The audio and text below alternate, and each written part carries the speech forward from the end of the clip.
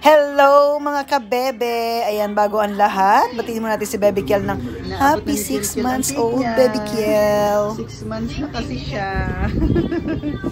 Happy 6 months, Kiel. Oo. Ayan, ganyan na siya kakulit. Maabot yung cake. Blow mo yung cake mo, nak. Inaabot niya. Inaabot niya, ma. Kasi talagang kunin. Hindi niya maabot mga ka-baby yung cake niya. O, diba? Ang cute-cute ng Baby Kiel. 6 months old na siya.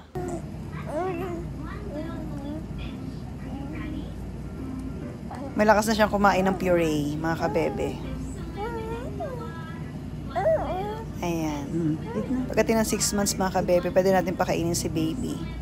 Mga puree, mash, ganyan. Mga fruits and vegetables, mga ka-bebe. Next topic natin, mga ka-bebe, sa next video natin is kung ano yung mga bawal kay baby at ano yung pwede natin mga gawin para mas lalo maging healthy si baby. So, bigyan ko kayo ng mga tips, o diba, mga suggestions, baka sakaling makatulong mga kabebe. So magdaldala ulit tayo sa mga next video. Patuloy niyo po subaybayan ang mga video ng Kiel's Journey. Mga kabebe, thank you. Enjoy watching. Mwah, mwah, mwah. Cheers.